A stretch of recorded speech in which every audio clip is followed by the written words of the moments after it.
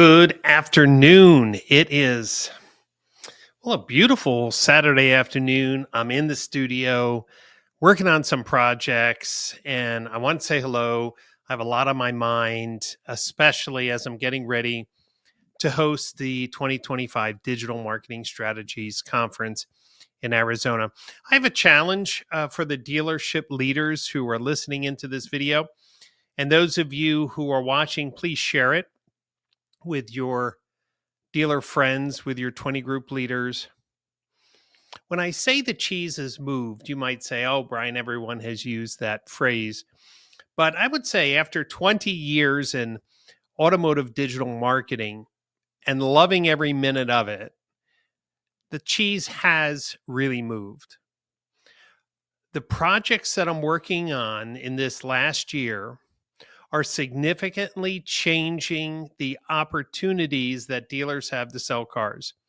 When I say significantly, I'm talking about doubling the opportunities or even more using the latest technology. So I wanted to give you a little checklist. If you want, just write down these questions and ask your team, ask your marketing team, do you have this data handy? And we're going to be talking about a lot of these things at DMSC. Here's the first one. Based on the number of sessions each month that people come to your website, how many total form conversions do you get from all your tools? You can't look into CRM for this, and you can't look into Google Analytics for it. You have to get it from each vendor. So we're talking about your website vendor, maybe your trade pending vendor, maybe Car Now Chat, maybe 700 Credit, maybe you're using a pop-up from Entice, maybe you are using some type of credit tool. The average dealership website has about 8 different conversion products on their website from different vendors. Now, have that number? Do you really have that number? Not from analytics, but the total form conversions per month, not what's consolidated in the CRM. Now, have you done this for each store in the group? Here's what you're going to find. Some stores have a form conversion rate, total forms divided by the number of sessions, of less than 1%, like 0.7. And you're going to have some stores that are at 2%, 3%, even 4.5%. Think about that for a moment. What is causing the difference in conversion when, for most part, dealers are using similar tools? When you start tracking every click, hover, swipe conversion on your website, and then you compare even 2 Chrysler stores or 2 BMW stores, and one store has a 0.75 and another one has 2%. Do you understand that's 3 times more leads one store to the other with the same tech?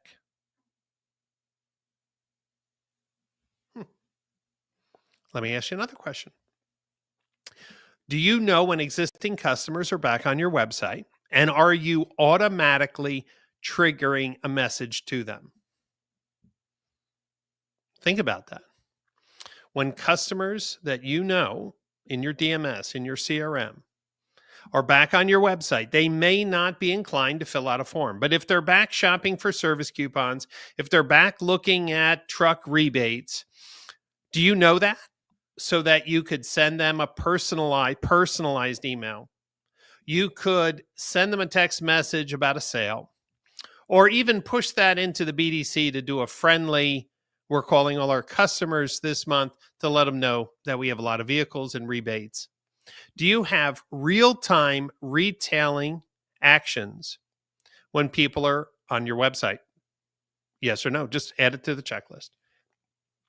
How about this one? When someone starts a credit application or a trade application or a service scheduler and doesn't complete it, are you keeping track of those people These are people who have shown a specific interest in what you have to offer. They don't complete it for some reason, and I know why they don't complete them. But do you have a process to follow up specifically with those people based on the tool that they abandon? Is it on your checklist? Come on, tell me. Put it down. Are you doing that today? Are you relying only on email to communicate with your customers, or are you using texting platforms that are aware of what the customer is doing on the website to provide a relevant message, not a blast message? Are you doing that? How about this? When you are trying to move your inventory, are you just pushing all your inventory to Facebook, Google, up to the VLAs, and just praying that all your vehicles are going to be viewed? Here's another. Do you have a cap on how much you spend on paid advertising per car? Do you know that some cars in your inventory, using the marketing methods that you're using today, you're spending $800, $1,000, $2,000, $3,000 in pay-per-click on a car that's going to sell, or maybe is just eye candy for shoppers?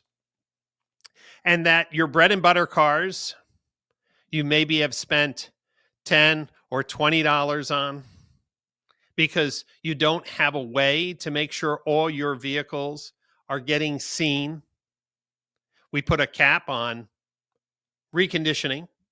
We set a price for what we'll pay for a car, but are you setting a budget to market each car? And are you making sure all your cars are being marketed? It's on the checklist. Are you doing it? Or are you just praying? Do you have a data hygiene process in place? That your historical records are cleaned and updated, but then every time you send out an email that bounces or is marked as spam, it gets corrected relatively quickly? Or are you getting disposition data each day so you can update your CRM to remove people that you're trying to sell a car to because they bought a car yesterday from someone else? Are you updating your CRM with defection data? And then are you surveying your customers to find out why they defected? It's on your checklist. Are you doing that? And then if the person defected, are you pushing them automatically into a service acquisition audience? Do you know, when I surveyed people who've defected using the Urban Science defection data, 50% of the customers said that they would service their car with the dealership that they didn't buy the car from. I'm just asking, are you doing it? I could go down a much longer list, but I don't think people want to listen to me that long. The cheese is moved. I'll throw another one at you. Are you using key events properly to optimize your Google Ads campaigns? Man, I was recently working with a dealer group, and man, they had a page view as a key event, a VDP view as a key event, an SRP view, a click on a CTA button as a key event. It was like, holy cow, what a mess. Dealers should understand that it's their responsibility to stay up with the latest trends so they can inspect what they're paying for. They can make sure that they're maximizing their conversion rates. Do you want a site that converts at 0.75 or 2.5? Think about that. Do you want 75 leads or 250 leads for the same amount of traffic? You decide. Do you want to know when your customers are out shopping so you could reduce defection? It's up to you to decide. Whether it's advanced audience management, CDPs, identity resolution, defection data activation, data hygiene, AI in the sales and service process, new advanced digital voice attendance, the Digital Marketing Strategies Conference have the best of the best to talk with dealers who want to significantly elevate their marketing outcomes. Dealer groups, I want you to do the math. You won't believe me. Just what would it look like for your dealer group if your overall website form conversion rate increased from 2% to 3%? That would mean you would get 50% more leads over the course of the entire year for your dealer group. What would that do to your bottom line? What if you were able to go from 2% to 4%? What would that do? Same marketing dollars, better marketing signals, better shopper identification, real-time messaging and activation, relevant content. Can I get an amen from anyone? Can I just get an amen in the comments? The cheese has moved. We're not talking about, oh, Google added something to Google Ads, a new ad format, or hey, Meta allows you to do this. Now, I'm not talking about a little shiny object. I'm talking about a seismic shift that when you have clean data, appended enhanced data, organized to do real-time activation, and then you leverage technology, the right marketing signals, the right website design, the cheese is moved. It's not like what we learned or I taught for the last 5, 10, or 15 years. Things have changed. The tech is amazing, but it takes a re-education. And yet I hear dealer, oh, we don't have time to go out to a conference, or, oh, I'm afraid that I might lose somebody if I send them to a conference, or, oh, I go to a 20 group. I'm telling you, 20 groups have a different purpose than DMSC.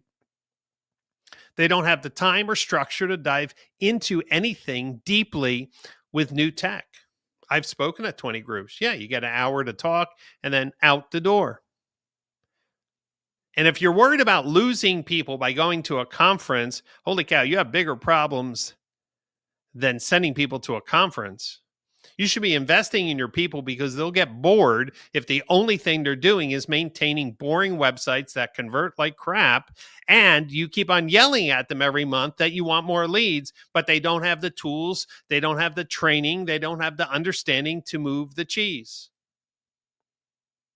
Oh, I'm too busy, or go to OEM meetings. OEM meetings are not talking about technical innovation. They're not talking about you breaking away from the pack. They want everyone to stay in the same pack. They don't want competition. They just want brand protection. The Digital Marketing Strategies Conference is unique because we're tackling the advanced, the most progressive ideas to help dealers sell more cars and service their customers better, create a better customer experience to increase lifetime value and retention. Or you could just set it and forget it and complain that your website doesn't convert, you don't have enough leads, and customers are hard to sell to in this environment. Or you can dominate your market because you're doing a complete checklist of some of the items that I spoke about because you are intentionally embracing a data-driven retail operation. You're a data-driven dealer. So what can I tell you? The Digital Marketing Strategies Conference, we have a few tickets left. It's open for dealers and OEMs. Our sponsors are the who's who in automotive MarTech, AI, identity resolution, data hygiene. It's an amazing group. We have some amazing new companies. We're at the Kierland West End in Scottsdale, April 27, 28, 29. You can go to digitalmarketingstrategies.org to get your tickets. I'm not going to add any major commentary about tariffs or the automotive retail headwinds. Dealers have rolled with the punches and have always figured out a way to succeed. If margins might be tighter, if shoppers may be holding back, that means every person who comes to your website, every existing customer becomes even more valuable, but You need the tools to manage your customer data, your website engagement, to know when your customers are back and know when they're ready to defect.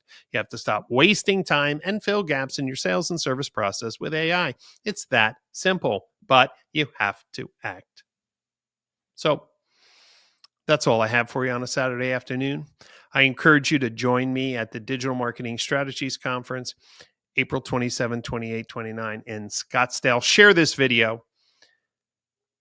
Encourage dealers to ask themselves, am I doing all the things that Brian is talking about in this video? And if not, I better send someone down to that conference so I can learn from the best and then come back with actionable insights to improve my dealership. It's that important. So have a great weekend. Get out to church tomorrow. Be intentional with your gratitude. Give someone a call today and tell them that you are better off because they're in your life. Don't forget to do it. Pay it forward. Look forward to seeing everyone in a few weeks in Arizona. For now, I'm going to enjoy the rest of my afternoon. Have a great day.